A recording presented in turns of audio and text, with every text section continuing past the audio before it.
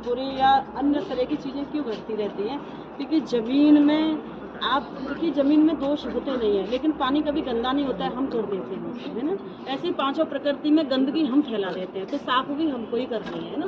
कुछ चीज़ें तो उस तरह पाउडर से साफ हो जाती हैं, लेकिन जो धार्मिक चीज़ें होती हैं ना, वो धार्मिक वैदिकता से ही उनकी क्लीनिंग होती है। आप जब तक अनुष्ठान नहीं करोगे तब तक उनके दोष नहीं समाप्त होंगे। तो इस आश्रम के सभी साक्षी रहे हैं, और जैसे ही उस फसल में से निकल जाएगी, तो मैं चाह रही हूँ कि विष्णु यज्ञ हो जाए, विष्णु लक्ष्मी नारायण को मिला करके, तो अन्न धन की कभी कमी नहीं होगी, क्योंकि अन्न धन के बिना आप कुछ नहीं कर सकते। परमार्थ और कोई भी धर्मार्थ आप कर ही नहीं सकते जीवन में।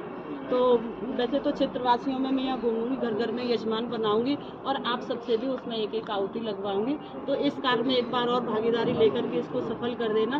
फिर इसके बाद में हम कंस्ट्रक्शन शुरू कराएंगे। उसकी ज़मीन के अपने दोष होते हैं, एक बार वो दोष समाप्त हो जाएंगे, और इस क्षेत्र में भी जो नकारात्मक शक्तियाँ विचरण कर रही हैं, वो भी हवा की तरह उड़ जाएंगी, है ना? तो कभी कोई व्यवधान नहीं आएगा, और भगवान का हमेशा गुणानुवाद चलता रहेगा वहाँ पर, क्योंकि जब भी धर्म होता है ना, तो विधर्मी पहले आ जाते हैं।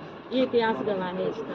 तो बस अभी इस काम में हम लग जाएंगे, और व्यक्तिगत सबको कॉल भी करेंगे, और एक एक आहुति के लिए हम आपको आमंत्रित भी करेंगे, क्योंकि आप लोगों का हर कार्य में होना बहुत आवश्यक हो जाएगा, क्योंकि आप माँ के लाडले बन गए। और माँ जिस बच्चे को जब तक देख नहीं लेती, तब तक उसे चैन नहीं मिलता है। बच्चे चाहे उसके 10 क्यों ना हो, जब एक नहीं होगा तो उस एक के बिना बेचैन रहेगी। तो आप माँ के सभी लाडले हैं।